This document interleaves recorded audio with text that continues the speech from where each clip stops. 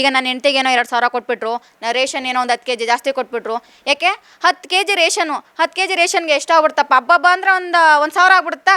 1,000 ದುಡಿಯೋ ಯೋಗ್ಯತೆ ಇಲ್ವಾ ನಿಮಗೆ? ತಿಂಗ್ಳಿಗೆ 1,000 ದುಡಿಯೋ ಯೋಗ್ಯತೆನೇ ಇಲ್ಲ. ಹಂಗಾದ್ರೆ 10 kg ಅಕ್ಕಿ ಫ್ರೀಯಾಗಿ ಕೊಟ್ಟರು ಅಂದ್ಬಿಟ್ಟು ಜೈ ಅನ್ನಿಸ್ಬಿಡಿ.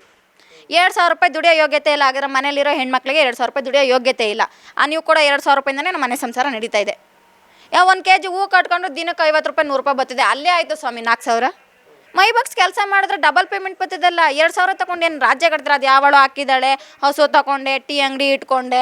ಅಯ್ಯೋ ನೋಡಿ ನೋಡಿ ನೋಡಿ ತಲೆ ಕೆಟ್ಟೋಗೈತೆ. ಸುಮ್ಮನೆ ಇರಲಿ. ಈಗ ನನ್ನೇನೆ ಬೇಕಾದ್ರೆ ಪ್ರಶ್ನೆ ಮಾಡ್ತಾರೆ, ಏನಮ್ಮ ಅಲ್ಲಿ ಕೂತ್ಕೊಂಡು ಮಾತಾಡ್ತಾ ಇದೆಯಾ, ನೀನೇನು ಗ್ಯಾರಂಟಿ ತಗೊಂಡಿಲ್ವಂತ. ನೋಡಿ ಸ್ವಾಮಿ, ಬಾಡಿಗೆ ಮನೇಲಿ ಇದ್ದೀನಿ, ಕರೆಂಟು ಫ್ರೀ ಇದೆ, ಏನೋ ಬಸ್ಸಲ್ಲಿ ಓಡಾಡಲೇಬೇಕು ಅನಿವಾರ್ಯ, ಆಧಾರ್ ಕಾರ್ಡ್ ಮಾಡಿಸಿದ್ವಿ, ಓಡಾಡಲೇಬೇಕು.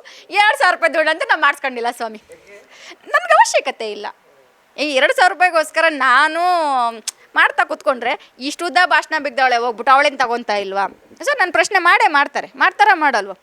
ತುಂಬ ಜನ ಏನಂತಾರೆ, ಸಿದ್ದರಾಮಯ್ಯ ಅವ್ರಿಗೆ ಇಷ್ಟೆಲ್ಲ ಫೆಸಿಲಿಟೀಸ್ ಕೊಟ್ಟಿದ್ದಾರೆ, ಇಷ್ಟೆಲ್ಲ ನಡೀತಾ ಇದೆ, ಕಾಂಗ್ರೆಸ್ ಸರ್ಕಾರ ಬಂದಿದೆ, ಇಷ್ಟೆಲ್ಲ ಮಾಡ್ತಾ ಇದ್ದಾರೆ ಅಂತಂತಾರೆ. ಎಷ್ಟು ಪರ್ಸೆಂಟ್ ಹೇಳ್ಬೋದು? 40% ಅಷ್ಟೇ. 60% ಯಾರೂ ಹೇಳಲ್ಲ ಸ್ವಾಮಿ. 60% ಇಲ್ಲ, 100% ಯಾರಿಗೆಲ್ಲಾದರೂ ಹೇಳಿಸ್ಬಿಡಿ, ನನ್ನ ಲೈಫ್ ಲಾಂಗ್ ನಂದು ವೋಟ್ ಲೀಸ್ಟೇ ತೆಗೆಸ್ಬಿಡ್ತೀನಿ. ಯಾರೂ ಹೇಳಲ್ಲ, 100% ಯಾರೂ ಹೇಳಲ್ಲ. ಇಲ್ಲಿ ಏನಾಗ್ತಿದೆ ಅಂತಂದರೆ, ಈ ಕಾನೂನು ಬಂದು ಬರೀ ಗ್ಯಾರಂಟಿ ಯೋಜನೆನ ಕೊಟ್ಟು ಜನಗಳನ್ನ ಅಟ್ರಾಕ್ಷನ್ ಮಾಡಿ ಅವ್ರಿಗೇನು ಬೇಕೋ ಅದನ್ನು ಮಾಡ್ಕೊತಾ ಇದೆ. ಏನಂದರೆ ದುಡ್ಡು ಖರ್ಚಾಗ್ತಾಯಿದೆ. ಈ ಬಲಗೈಲಿ ಕೊಟ್ಟಿದ್ದು ಎಡಗೈಲಿ ಡಬಲ್ ಆಗ್ತಾಯಿದೆ. ಅದು ಜನಗಳಿಗೆ ಗೊತ್ತಾಗ್ತಾ ಇಲ್ಲ.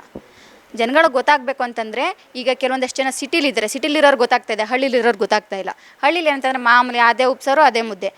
ಸಿಟಿಲಿರೋರು ಪಿಜ್ಜಾ ಬರ್ಗರ್ ತಿಂತಾರೆ, ಅವ್ರಿಗೆ ಗೊತ್ತಿರುತ್ತೆ GST ಎಷ್ಟು ಕಟ್ಟಬೇಕು, ಎಷ್ಟಾಗುತ್ತೆ, ಈ ನನ್ನ ಮಗನ ಸರ್ಕಾರ ಬಂದು ಹಿಂಗಾಯ್ತಲ್ಲ ಹಂಗಾಯ್ತಲ್ಲ ಅಂತ. ಬಟ್ ಹಳ್ಳಿಲಿರೋರಿಗೆ ಅಷ್ಟು ಗೊತ್ತಾಗಲ್ಲ. ಅಲ್ಲ, ನನಗೂ ಕೂಡ ಅಷ್ಟು ಗೊತ್ತಾಗಲ್ಲ. ಯಾಕಂದರೆ ಕೆಲವೊಂದು ಈಗ GSTಗಳು ನೀವೇ ನೋಡಿದ್ದೀರಾ. ಯಾರೋ ಇತ್ತೀಚೆಗಷ್ಟೇ ಹೇಳಿದ್ರು, ಹಾಸ್ಪಿಟಲ್ಗಳಲ್ಲಿ ಇಷ್ಟೇ % ಮಾತ್ರ GST ಇರಬೇಕು ಅಂತ. ಕೆಲವೊಂದು ಹಾಸ್ಪಿಟಲ್ಗಳಲ್ಲಿ ಅದನ್ನು ಮೀರಿ GST ಇದೆ. ಯಾಕೆ ಅದನ್ನು ಯಾರೂ ಪ್ರಶ್ನೆ ಮಾಡ್ತಿಲ್ಲ?